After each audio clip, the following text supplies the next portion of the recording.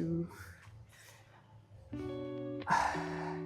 Alhamdulillah teman-teman, kita berjumpa lagi dengan Ramadan tahun ini. Seperti biasa, selama 30 hari ke depan kita akan bikin olahan menu sahur yang menarik. Karena menu-menunya juga terinspirasi dari buku resep legendaris Mustika Rasa warisan Soekarno. Selain itu juga kita akan meracik minuman-minuman herbal tradisional dari bahan dan rempah-rempah alami yang kita punya.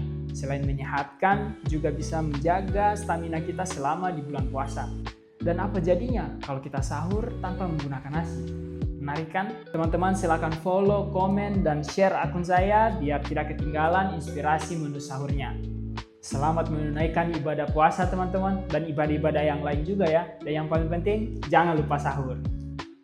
Nah, di hari pertama sahur ini teman-teman saya akan bikin ramuan herbal dari bahan-bahan alami yang kita punya. Pertama kita panasi dulu airnya. Kemudian di sini saya punya jahe, kita geprek-geprek dulu, kemudian kita akan rebus. Dan di sini ada serai juga, kita potong-potong, kemudian kita geprek biar aromanya itu keluar ketika kita rebus. Selain jahe dan serai juga kita tambahkan kayu manis. Kita rebus sampai mendidih dan keluar aroma rempah-rempahnya. Di sini juga saya tambahkan 2 buah cengkeh dan 1 kapulaga. Direbus kurang lebih 15-20 menit sampai warna airnya berubah dan aroma rempah-rempahnya itu tercium. Terlihat kan warna airnya juga sudah seperti teh. Kita tambahkan jeruk nipis dan ramuan herbal rempah-rempah sudah siap kita nikmati. Nah, meminum jahe, serai, dan kayu manis ini membantu meningkatkan stamina secara alami, melancarkan sirkulasi darah, juga menstabilkan gula darah, serta menjaga daya tahan sehingga energi itu terasa lebih stabil dan tidak mudah lelah ketika kita berpuasa di siang hari. Ini sisa airnya juga bisa disimpan untuk buka puasa nanti. Baru bangun, badan sudah segar, sudah bisa kita bikin menu sahurnya. Hari ini kita akan bikin tumis terasi di halaman 627 buku Mustika Rasa. Bahan-bahannya simple dan cara bikinnya juga mudah. Teman-teman yang baru belajar bikin sambal, saya jamin pasti bisa bikin tumis terasi ini dengan enak. Jadi pertama-tama kita akan bakar terasinya dulu. Setelah aromanya wangi, kita tambahkan garam kasar, dan di sini saya pakai 3 buah cabai keriting. Kita haluskan kedua bahan ini sampai benar-benar halus. Karena buatnya sedikit, jadi kita pakai ulekan saja. Kita singkirkan dulu.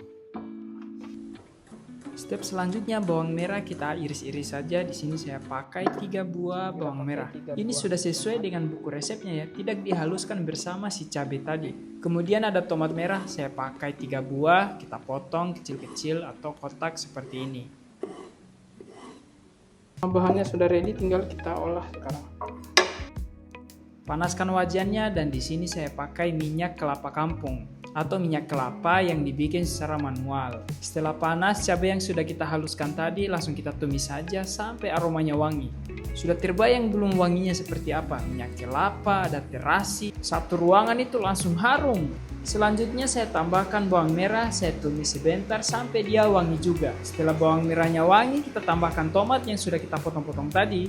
Tumis semuanya sampai tomatnya ini layu dan tercampur ke semua bumbunya tadi. Sangat gampang kan teman-teman, pasti bisa bikin ini di rumah. Bahan terakhir yang kita masukkan adalah daun kemangi yang masih segar.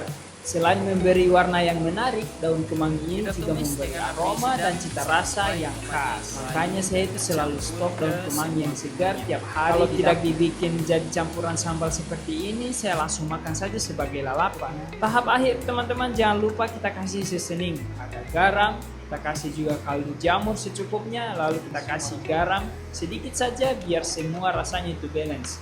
Garamnya kan sudah kita kasih di awal ketika mau ngulek si sambalnya tadi. Harus dicicipi dulu sebelum kita sajikan. Sangat gampang kan cara bikinnya, ini mungkin tidak sampai 20 menit.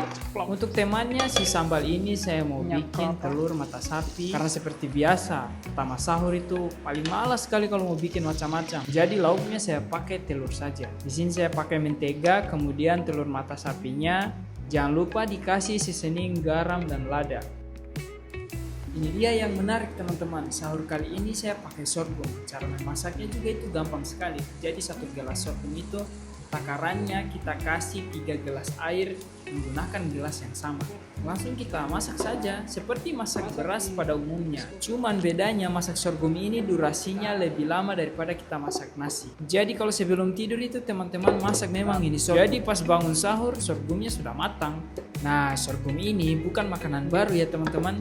Ini sudah ditanam sejak dulu dan dikonsumsi di berbagai daerah di Nusantara. Cuman sayang sekali perannya itu sekarang mulai tergantikan oleh beras. Padahal kalau dibandingkan dengan nasi dari beras, sorghum ini punya serat lebih banyak dan bisa bikin kita kenyang lebih tahan lama. Teman-teman sudah pernah coba ini nasi sorghum atau belum? Coba komentar dulu.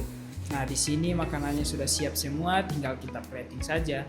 Sorghum ini kalau di tempatku itu namanya basari. Waktu kecil sering kita makan ini, cuman sekarang kenapa sangat susah sekali kita dapat. Selamat sahur ya teman-teman. Coba komentar dulu apa sahurnya teman-teman pagi ini. Wah.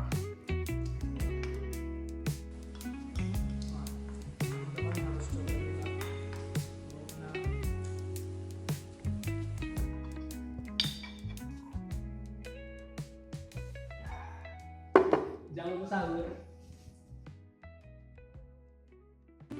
Apa jadinya kalau kita sahur tanpa nasi? Apakah kita akan kuat seharian berpuasa atau tidak?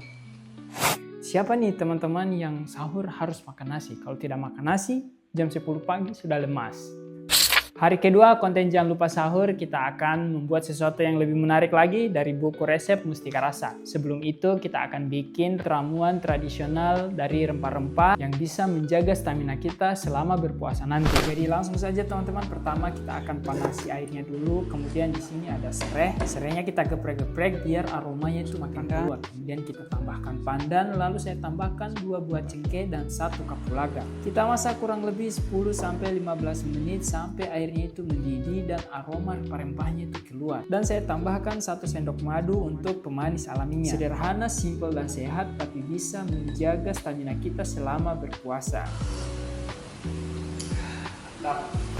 Inspirasi menu sahur kali ini dari buku Mustika Rasa lagi, halaman 628. Kita akan bikin tumis udang.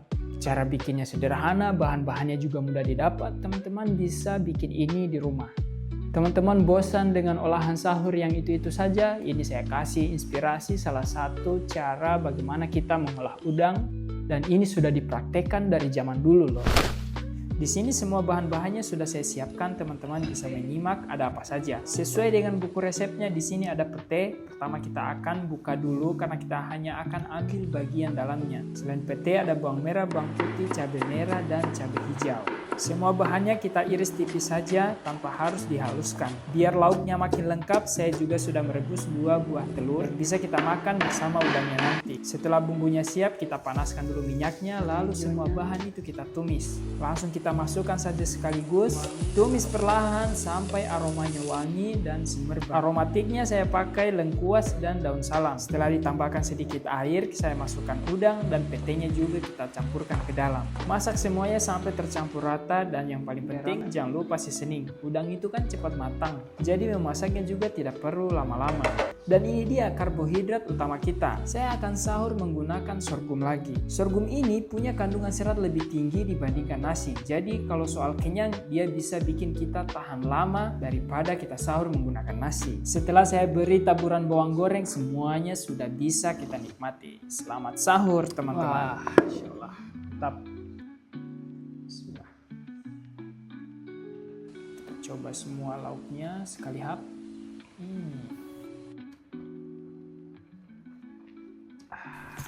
Bagaimana teman-teman inspirasi menu sahur kali ini? Gampang sekali kan bikinnya, teman-teman bisa coba bikin di rumah. Jangan lupa like, komen, dan share video ini biar teman-teman yang lain juga dapat inspirasi menu sahur. Sampai jumpa di episode selanjutnya teman-teman. Jangan lupa sahur.